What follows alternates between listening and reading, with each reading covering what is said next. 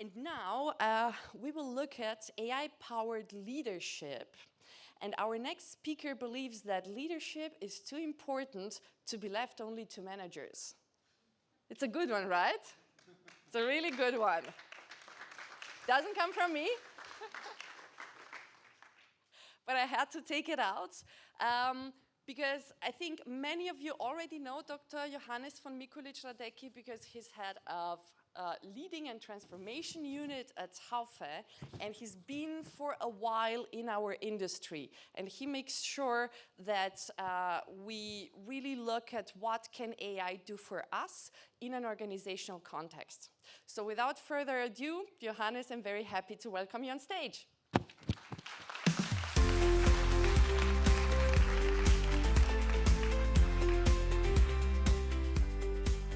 Yeah, good morning, everybody. Thanks for having me.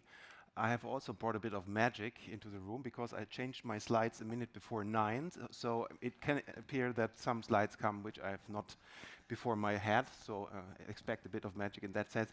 And thanks also to Gunther, because we have similar topics. We have also experienced a lot in the last 12 to 18 months in that context, and my ambition is also to share a bit of that, what we have seen. We as Haufe, I don't know whether you know us, we are the largest provider of professional education in the German-speaking market. We conduct more than 20,000 trainings a year, and our main product is leadership. And we've seen all the developments in leadership, and we have spoken about agility as we did on the nice Agile conferences over the years. And now Agile is not that much in the spotlight anymore, so we have a new best trend. It's artificial intelligence. And now it's the challenge to combine artificial intelligence and leadership. This is quite a challenge.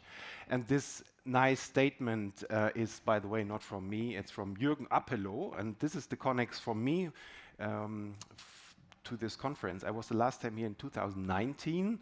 I remember this very, very emotional because there was this nice keynote at the afternoon where the NEOS founder, what was his name again? Matthias Strobel, amazing, for me, one of the best speeches ever I've seen, experienced. But also, Jürgen Appelo was here, and this is his statement, and it's pretty good because this is nothing new. I mean, leadership is such a complex field, such a complex job profile. Many of us are not that aware how complex it is, and it's getting even more complex with all that stuff, what is coming now. And leaders need help. I mean, leaders need help, and there are some theories which say that everybody is able to lead. So we cannot just point out to the leader, it's your job. It's also the job of everybody. And the job of the leader is much more to motivate the people to also take over responsibility, to take over leadership. But we have a new best trend, it's artificial intelligence, another source to somehow distribute the responsibility. We can focus, hopefully soon, on the key topics, not being sticked into these micromanagement, process-driven stuff, much more close to the people. That is all about what is now the big chance we have to go for. What I want to show in the next 27.5 minutes is what we have experienced, quantitatively and qualitatively. I've done. I committed half a year ago for that presentation here, and since then we did a study about leadership and artificial intelligence. I want to share some first results with 1,000 leaders in the German-speaking market. And then also I spoke with many people, and some of these statements I want just to share, and please always jump in when you say, I confirm that, it's completely my belief, or I have a different opinion. It should also be interactive. It's not like a lecture here. So what I've really heard often is, it's so nice what we have here. I've heard about ChatGPT and all that stuff. But sorry, but I have so many jobs to do. I have so less time. I have 60 hours to work. I have my budget process. I have my meetings, my minutes, whatever. I have so many people to lead. I have no time. Yeah, we can do it maybe once a month or at a certain conference, but not on a daily basis. I have really no time for that AI stuff. Okay, yeah, that's fair point, but it's not an argument to do it not. We have to create spaces. We have to create more time. That's the dilemma we are in. We are all packed with work. I mean, the stuff we have to solve, the problems are so immense, and now a new paradigms come into the play, and we have to take our time for that. That's one of the key tasks for the leaders to create. That will hurt, that will take energy, that will lead to discussions, but it's essential. Another thing is, and I just Googled that, I'm from the old world, I'm still Googling, but Google is still a good source, but ChatGPT or the GPTs are better. You know Mr. Metcalfe from 1996, maybe some of you, he was one of the technological godfathers. He said, Internet is a spectacular supernova which will collapse with a tremendous bang. It did not. And I think we don't have to lead the same discussion. We are absolutely 100% sure that AI is not going to go away. It came so fast. I mean, it was like Corona was over. We all came back into realities. We all found back our routines and rhythms. And then AI came. Oh, what a shock. And then the first year was about experiments. And now, what to do with that?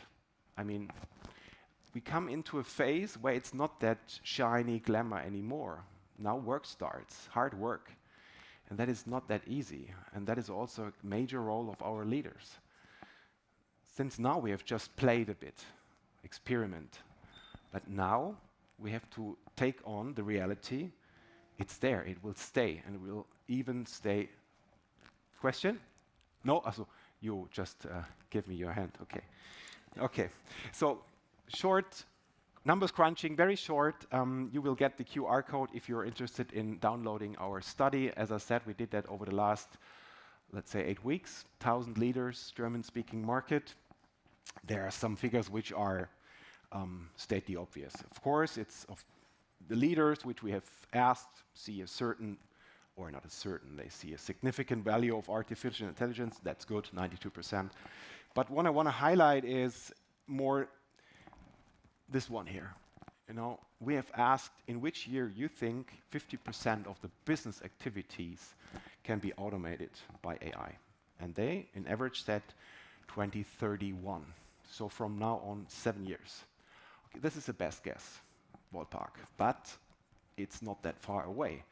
And if we look on all the jobs and all the professions and all the tasks and processes, I think we can somehow feel maybe it's not that unrealistic. But to come from 7%, when we just take these figures for granted, because this is the current figure, to 50, there's a gap of 43% of our industry. That's a lot of work to do, because this is not just typing in ChatGPT, please automate 50% of my job activities, and thank you.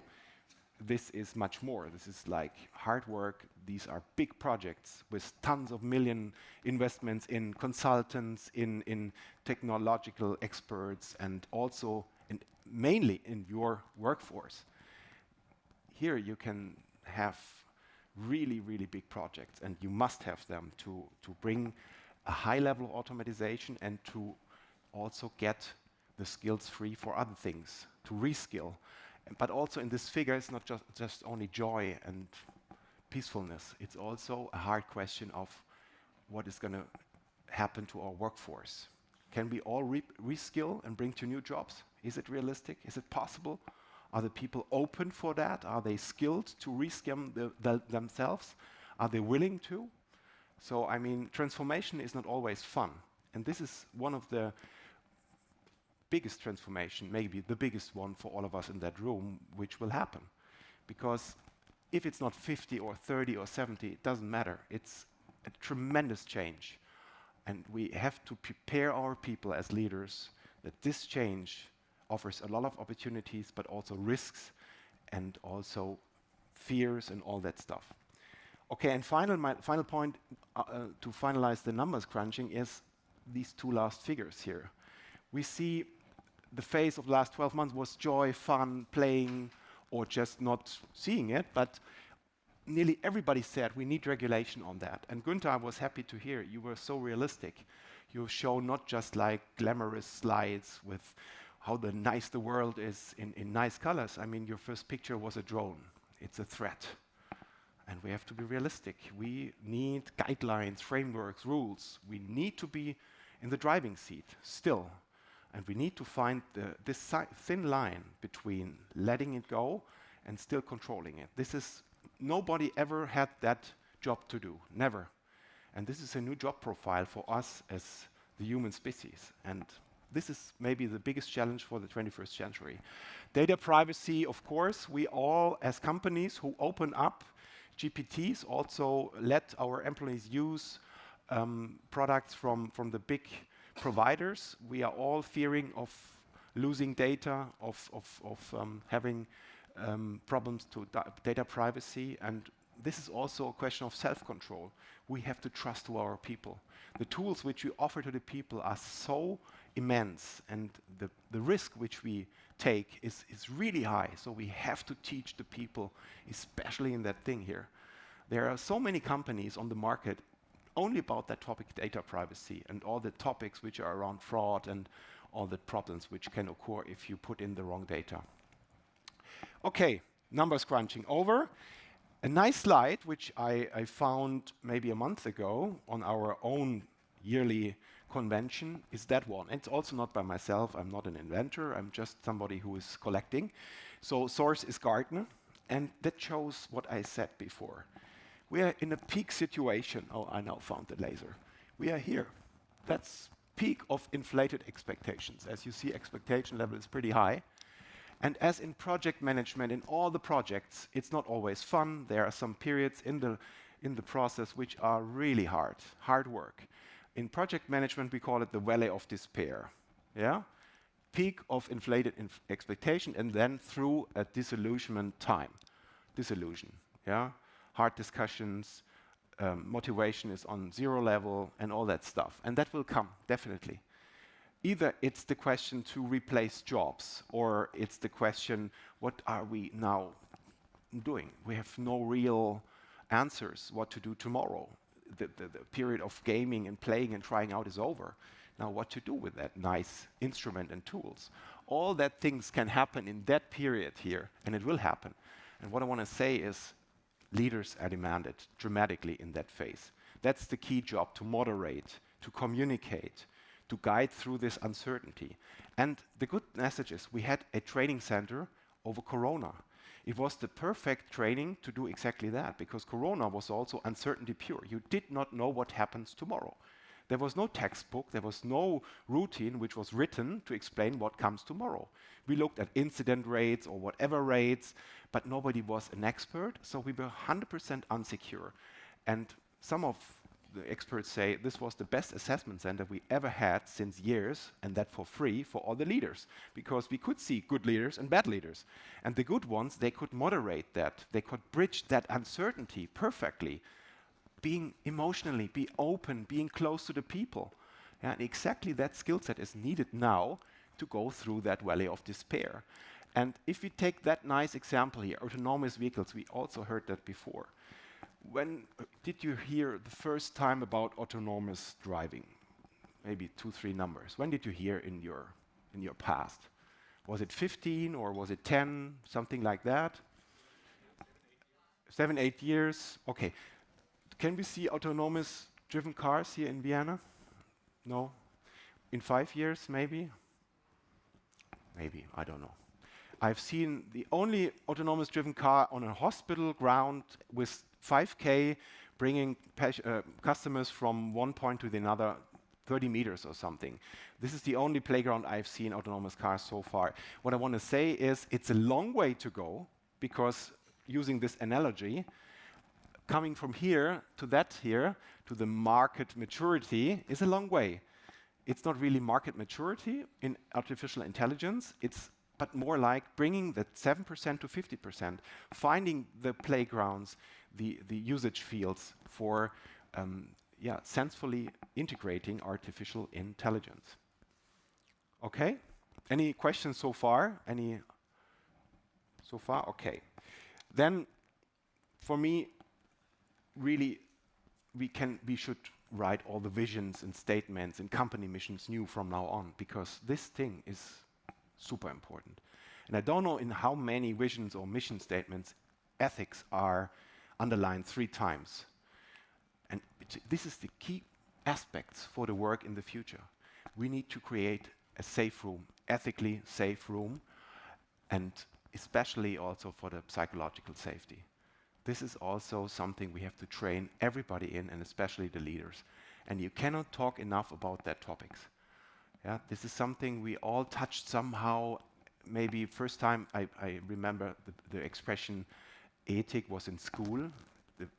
My colleagues which were not Catholic or Protestant were going to ethic, but I had no clue what ethics is. Now I understand a bit better what ethics mean. And especially in autonomous driving, they have long-lasting discussions about ethics. Yeah, the car has the choice then between accident A or accident B, the 80-year-old lady or the 25-year-old student. One of them will die. It's not a nice example, but these are the questions we have to clear. Which accident the car has to go for? This is a shitty question, but it's reality. And this is all about ethics. We need to find frameworks, rules, which we really follow, no exceptions at all, to go further, to push our industry in the modern age. And that's why we should teach our leaders in that field as much as we can. And it's not like classroom teaching, it's more like discussing, bringing people together. And I think this first step is here to let it just be spoken. Speak about these things, because it's so unclear what that means. We need to find use cases, realities. So far, it's theoretical. It's easy for me to say, yeah, we need ethical safety, but what is it? So for us, it's clear. We do workshops over workshops about that topic. Start with just talking about. Find the right description, what we can mean with that. Maybe also in an iterative way to change it after half a year because we were wrong. And this is for me maybe, comes from me, by the way, but it's not super nice. But I think what I want to show is there's a fine line for the manager in the future between algorithms. Yeah, come on, this can be done by the algorithm or by artificial intelligence, and my gut feeling. You know, all Jack Welch, the old GE CEO, not the most lovely person, but he had good statements, and he had a good book, Straight from the Gut. And this is also herein. We have to find the right balance between algorithms, processes which we can leave to the artificial intelligence, and things which we are not leaving at any time. And for that, we need that gut feeling. And this is something also, it's not God-given. Gut feeling you cannot buy in the supermarket. You have to develop that, and you really make your experience on that. And experience starts with the self-knowledge about yourself. Do I have it? Am I good in? Maybe asking my colleagues. That's important. So leadership and leaders have to learn to weigh the probabilities. No? Okay, and finally, and this is something which we might hear often today, might hear also often in the future and heard in the past, communication, networks, emotion are key. And it's important to say, Gallup studies, you all know, they have really interesting figures and they have a really big database, so we can rely on them. They say that 60% of the leaders are not able to give adequate feedback so far. Oh, this is bad for that. This is really bad, because that means we have to invest next to all the other things, also in communication style, feedbacking, in emotions. Okay, emotions you cannot train, like go 2 days training to Gunther or to us and train emotions. That's hard for people which are in the blue field, you know, these controller guys, which are much more numbers driven. You cannot get emotion on a recipe. That's not possible. But be aware of it. And maybe here artificial intelligence comes into play, because there's a difference between a very easy formulated mail or a much more emotionally wrote mail, which is necessary maybe in a certain circumstance. So you can move yourself, although you are not maybe a real emotional person. But people need emotions. They need that close net.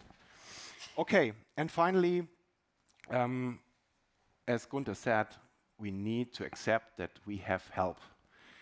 So far in our training with leaders, I think leadership trainings is really Champions League, because to train leaders is easy, but to bring them into an honesty level that they also speak about weakness is very, very hard to reach. Because we are still living in a world where leaders are educated to not show weaknesses. They are like the knights in their Rüstung, and they need to be strong. They are the idol for their people. But leadership is also to be open, to be aware of your own. And that's why it's so important to let yourself assist.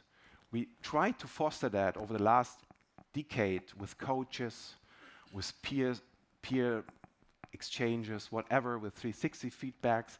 But here we have a super anonymous source, leadership assistance, just asking questions. I will show you at the end one prompt, the perfect GPT prompt.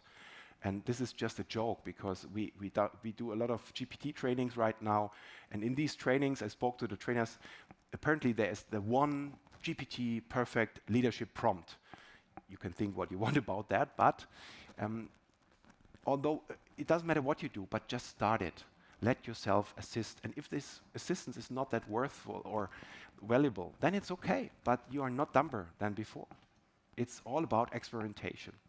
So what we did as Haufe, 10 minutes I have now from now on, is use cases, creating use cases and speak about. We are a very diverse company. We have professional education, but we have also IT. So we have content, publishing.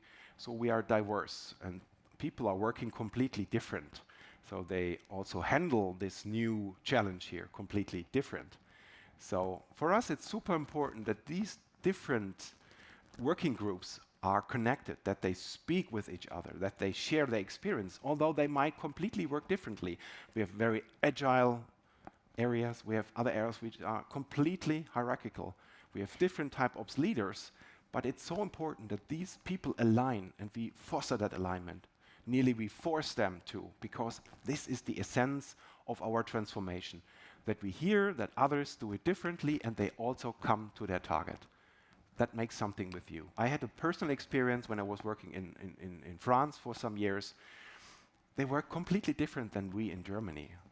Yeah, they had two hours break in the afternoon, drinking wine sometimes, but they were happy and they had also good results. And I was asking first year, why is it working? And after the third year, I was adapting myself. It was easier for me than vice versa. And I was also productive. There are different ways to work and to reach the target. So what we are doing is here, ask people to create also a certain routine, maybe 3 checkpoints a day rule. We promote that rule to say at least 3 checkpoints a day with our own GPT. Ask whatever you want, but ask it. Get your routine and prepare critical meetings. I mean, there are really tough cookies in the leadership repertoire, like imagine a really nasty person you have to lead, which want really to make your life hard. This is not a nice talk. And then seeing Gartner's Gallup's figure of 60%, not really adequate feedback, and that together, there's only one conclusion. Go to this GPT and ask questions before the meeting. Let yourself make a plan how to conduct the meeting. Yeah, get some pillars for the meeting. You don't know how many people run in that example meeting without any plan. What happens? Horrible scenario. The employee talk is shit, and your target is far away. So let yourself assist.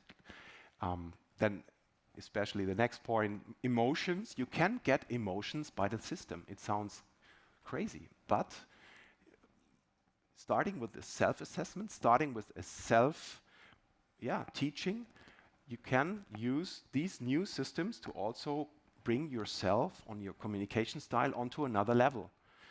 But it all starts with your self-openness. And this also we have to teach. It's no shame to ask a system to write a better mail. This is for everybody, but especially for the leaders, also to teach their people. Then people love to play, and thanks to Tobias, I mean, we have seen it. It was much more funny than my keynote here, because he had some nice tricks and he combined it pretty well with our realities. People also love joy, they want to play, and we have all seen the gamification stuff in the past. Here we have another good playground. And we do it with very little challenges, like dividing the team into groups, let them compete, finding the new mission, for example, with ethics or something. It's so easy. With Holger and our team, we created our new competence model last week in 3 hours. I don't know how long you needed in the past. I had projects where we had half a year and hundreds of thousands of budget for consultants, and the result was not better.